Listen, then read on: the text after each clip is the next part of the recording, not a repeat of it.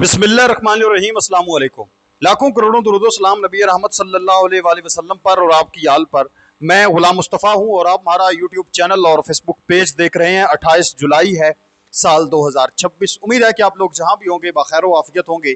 नाज़रीन मोहतरम, सऊदी अरब और यमन के हूतीस के दरमियान जो जंग छिड़ी थी वो अब जंग मजीद फैल चुकी है। इराक की जानब से भी हमले किए गए हैं, यमन के हूतीस की जानब से भी हमले किए गए हैं।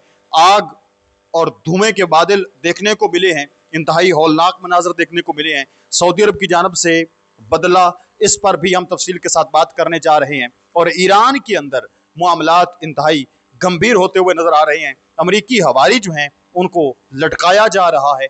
इन तमाम तर तफसीलात को आप लोगों के साथ तफसील के साथ इन चीज़ों को शेयर करते हैं। आप लोगों से इल्तमास है, अगर आप इस चैनल पर नए हैं तो इसको लाजमी सब्सक्राइब कर लें और कमेंट सेक्शन में अपनी जो कीमती राय है उसका इजहार भी ज़रूर फरमा लें और पाकिस्तान जिंदाबाद का नारा कमेंट सेक्शन के अंदर ज़रूर लिखें। नाज़रीन मोहतरम, कुवैत के वज़ीर ख़ारजा 2 रोज़े पर पाकिस्तान पहुँचेंगे।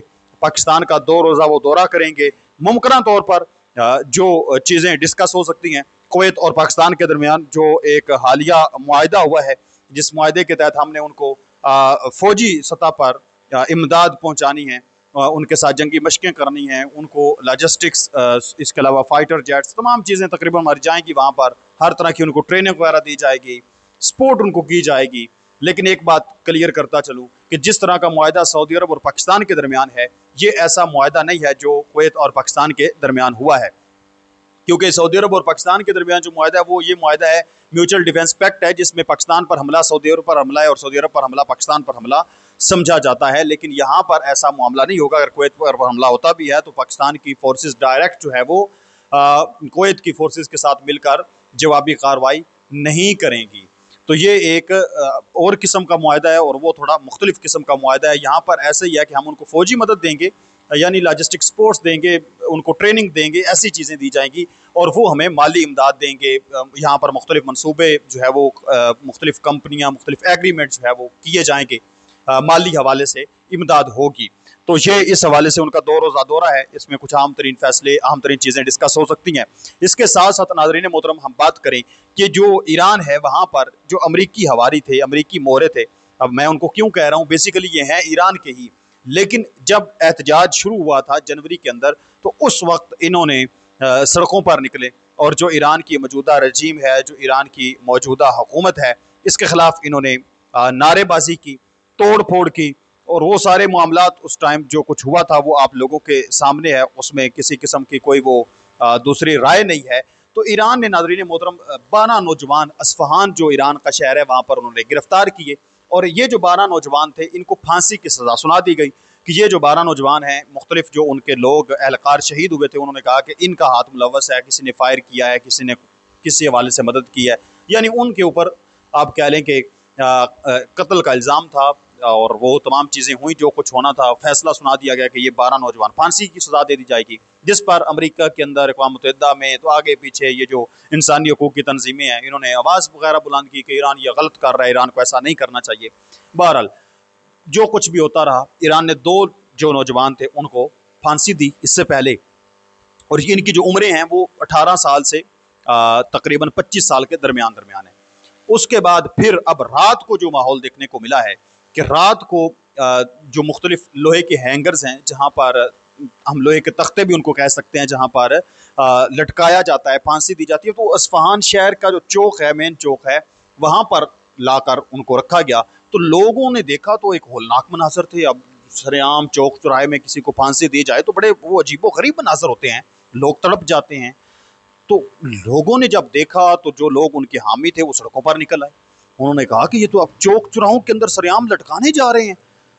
तो लोग परेशान हो गए, थोड़ा हल्ला गुल्ला करने की कोशिश की, सड़कों पर निकल आए, एहतजाज मार्च का रंग देने की कोशिश की गई। तो ईरान ने स्नाइपर्स जो हैं वो अपने चारों ओर वो मुख्तलिफ बिल्डिंग्स के ऊपर तैनात कर दिए। बाकायदा वीडियो तस्वीर इसके सामने आई हैं, स्नाइपर्स तैनात किए गए। लेकिन इनको 2 फांसी जो है वो आज 28 जुलाई को सुबह इनकी फांसी दे दी गई है। और जो लोग वहाँ पर जमा भी हुए थे उनकी कोई तस्वीर वगैरह वीडियोस अभी सामने नहीं आ रही, यकीनी तौर पर उनको मुंतशिर कर दिया गया है। और वो वहाँ पर जो हैंगर्स रखे गए थे सरेआम, फिर उनको नहीं लटकाया गया, उनको जेल के अंदर ही, अस्फहान सेंट्रल जेल में ही उनको फांसी देकर 2 और जो हैं उनका भी काम तमाम कर दिया गया। टोटल 4 हम कह सकते हैं जो अमेरिका के कहने पर यकीनी तौर पर ये अमरीकी प्लान है ना कि जो ईरान के रजीम चेंज ऑपरेशन है, तो फिर अमरीकी मोहरे ही उनको कहेंगे कि वो 4 लटका दिए हैं और अब बाकी 6 बाकी हैं, सॉरी 8 अब जो है वो पीछे बाकी हैं, टोटल 12 थे। तो उनके हवाले से भी मुख्तलिफ अब खबरें आ रही हैं कि उनको भी नेक्स्ट जो है वो देखते हैं कब लटका दिया जाता है।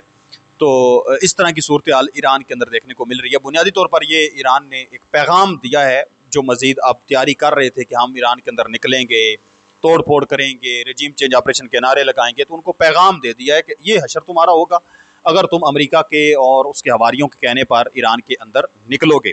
इसके साथ साथ नाज़रीन मोहतरम, सऊदी अरब और जो यमन के हूतीज़ हैं उनके दरमियान भी जंगी आग भड़क उठी है और रात को कुछ हमले हुए।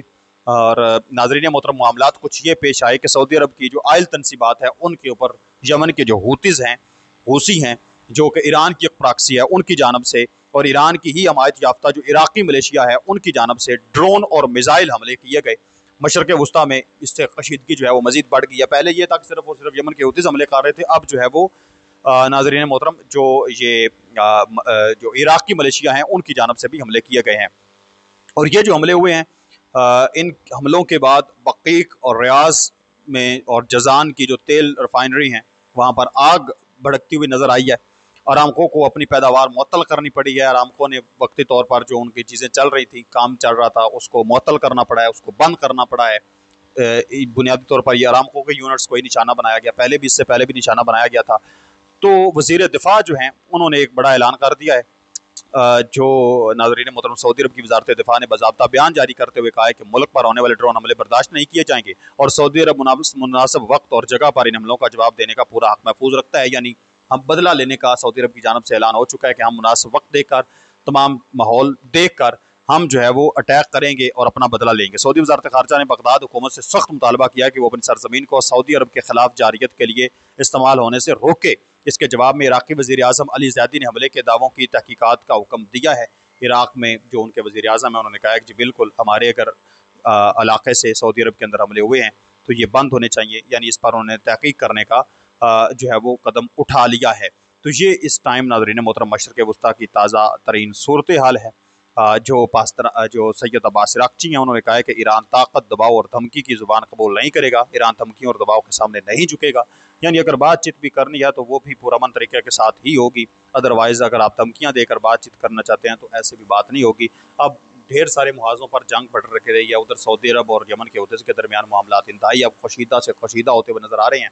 तो अगले 48 घंटे इंतहाइया में सऊदी अरब कोई बड़ा अटैक जो है वो कर सकता है, जवाबी कार्रवाई कर सकता है।